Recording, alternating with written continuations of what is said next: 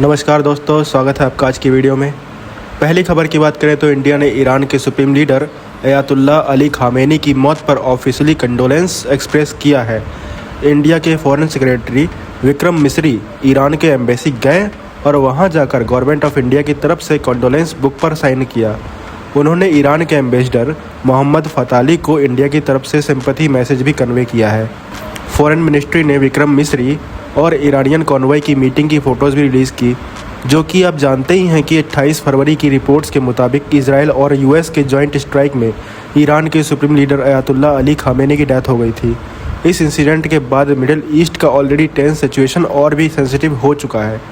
India ने उस वक्त तो डायरेक्ट रिएक्शन देने से थोड़ा अवॉइड किया था। गवर्नमेंट का ऑफिशियल स्टेंस ये था कि वेस्ट एशिया क्राइसिस का सॉल्यूशन डिप्लोमेसी के थ्रू ही निकालना चाहिए। मतलब इंडिया ने एस्केलेशन पर कमेंट करने के बजाय डी एस्केलेशन की बात की। लेकिन अब फॉरेन सेक्रेटरी का ईरानियन एम्बेसी जाकर कॉन्डोलेंस बुक पर साइन करना इसलिए भी सिग्निफिकेंट माना जा रहा है क्योंकि अपोजिशन पार्टीज़ ने भी गवर्नमेंट को क्रिटिसाइज़ किया था कि इंडिया ने खामेनी की डेथ पर तुरंत रिएक्शन क्यों नहीं दिया। इसके अलावा external affair minister S Jaishankar ने ईरान के foreign minister Syed Abbas Araghchi से फ़ोन पर बात भी की।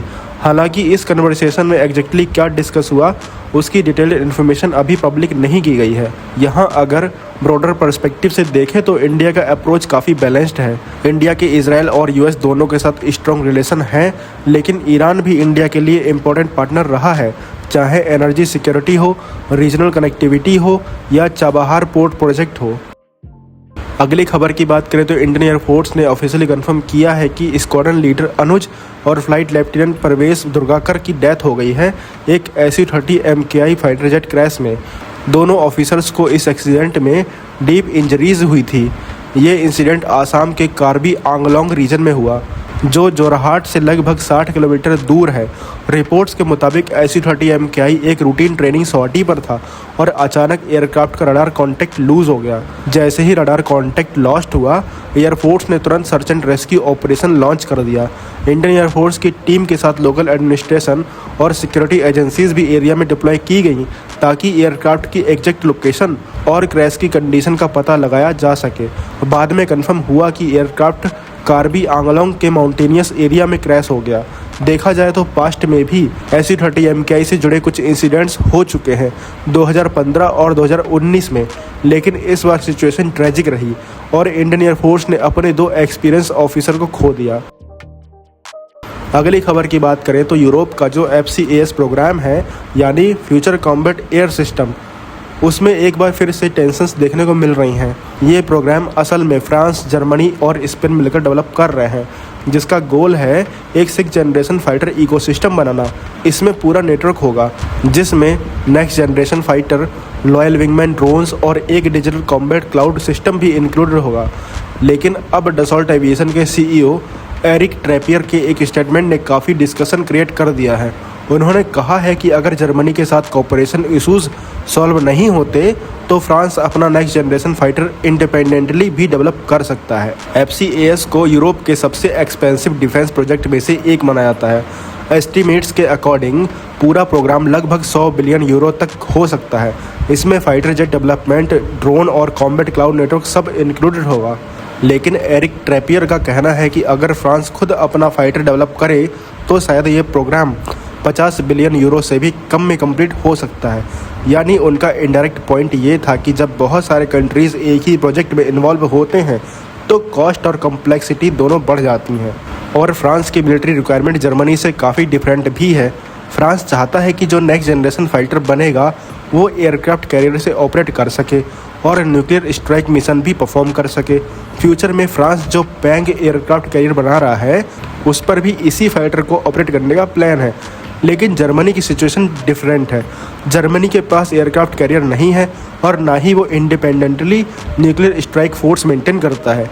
इसलिए फ्रांस के लिए जो कैपेबिलिटीज़ इसेंशियल है, जर्मनी के लिए वो उतनी इम्पोर्टेंट नहीं है। इसी वजह से डिजाइन प्रायोरिटीज़ और लीडरशिप को लेकर बार बार डिसएग्रीमेंट्स होते आ रहे हैं और डसॉल्ट एविएशन चाहता है कि फाइटर एयरक्राफ्ट सेगमेंट में क्लियर लीडरशिप फ्रांस के पास ही हो और ऐसा होना पॉसिबल नहीं हो रहा है। इसीलिए अगर फ्यूचर में फ्रांस इंडिपेंडेंटली या स्मॉलर कोलिशन के साथ 6th जनरेशन फाइटर डेवलप करता है तो इंडिया एक पोटेंशियल पार्टनर बन सकता है। वैसे भी रिसेंट ईयर्स में इंडिया और फ्रांस के डिफेंस रिलेशन काफ़ी स्ट्रांग हुए हैं, स्पेशली राफेल डील के बाद। 2026 के India France annual defence dialogue में इंडिया ने FCAS इनिशिएटिव में इंटरेस्ट भी शो किया था। और अगर ऑपरेशनल पर्सपेक्टिव से देखें तो इंडिया और फ्रांस के रिक्वायरमेंट्स कुछ हद तक सिमिलर भी हैं। जैसे फ्रांस की तरह इंडिया भी एयरक्राफ्ट कैरियर ऑपरेट करता है। अभी INS विक्रांत और INS विक्रमादित्य इंडियन नेवी के कैरियर फ्लीट का कोर हैं और फ्यूचर में थर्ड एयरक्राफ्ट कैरियर पर डिस्कशन चल रहे हैं। इसीलिए थ्योरेटिकली एक स्टील्थ 6th जनरेशन फाइटर जो कैरियर कैपेबल हो और स्ट्रेटजिक स्ट्राइक रोल परफॉर्म कर सके, वो इंडिया के लॉन्ग टर्म प्लान्स में फिट हो सकता है। फिलहाल ये सब चीज़ें डिस्कशंस के लेवल पर ही हैं, देखते हैं कि आगे क्या होता है।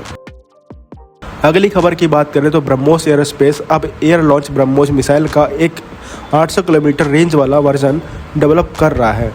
सोर्सेज के मुताबिक इस अपग्रेडेड मिसाइल का इंटीग्रेशन और फ्लाइट टेस्टिंग 2026 के एंड तक कंप्लीट हो सकता है और अगर सब प्लान के अकॉर्डिंग चला तो 2030 से पहले प्रोडक्शन डिलीवरीज भी स्टार्ट हो सकती हैं। सबसे इंटरेस्टिंग बात यह है कि इस नए वर्जन का साइज और वेट ऑलमोस्ट सेम रहेगा। मिसाइल का वेट लगभग 2.5 टन और लेंथ करीब 6 मीटर की रहेगी, जिससे ये existing SU-30 MKI launch system के साथ फुल्ली कंपेटेबल रहेगी। यानी एयरक्राफ्ट को मेजर स्ट्रक्चरल मॉडिफिकेशन की ज़रूरत नहीं पड़ेगी। रेंज इंक्रीज़ करने के लिए इंजीनियर्स ने कुछ इंपॉर्टेंट इम्प्रूवमेंट्स भी किए हैं। इसमें higher energy indigenous fuel use किया गया है, एयर इनटेक ज्योमेट्री ऑप्टिमाइज की गई है और मिसाइल के एयरफ्रेम में लाइटर कंपोजिट मटेरियल्स यूज किए गए हैं। इन सब चेंजेस की वजह से बिना साइज बढ़ाए मिसाइल की रेंज सिग्निफिकेंटली एक्सटेंड हो गई है। रिपोर्ट्स के अकॉर्डिंग बेसलाइन डिज़ाइन और ग्राउंड टेस्टिंग ऑलरेडी कंप्लीट हो चुकी है। अब नेक्स्ट स्टेप होगा SU-30 MKI से लाइव सेपरेशन टेस्ट, जो शायद 2026 के अंत में कंडक्ट किया जा सकता है। ब्रह्मोस मिसाइल का कॉम्बैट रिकॉर्ड भी काफ़ी स्ट्रांग माना जाता है। रिपोर्ट्स के मुताबिक ऑपरेशन सिंदूर के दौरान 290 किलोमीटर रेंज वाला वर्जन को यूज किया गया था, जिसमें SU-30 MKI एयरक्राफ्ट ने इंडियन टेरिटरी के अंदर से ही लॉन्च करके पाकिस्तानी एयरबेसिस पर प्रीसाइज स्ट्राइक किए थे। अब सिचुएशन ये है कि ब्रह्मोस के 290 किलोमीटर वर्जन के बाद 450 किलोमीटर वेरिएंट ऑलरेडी सर्विस में आ रहा है और अगर सब प्लान के अकॉर्डिंग चला तो 2028-29 तक 800 किलोमीटर वर्जन भी स्क्वाड्रन सर्विस में आ सकता है।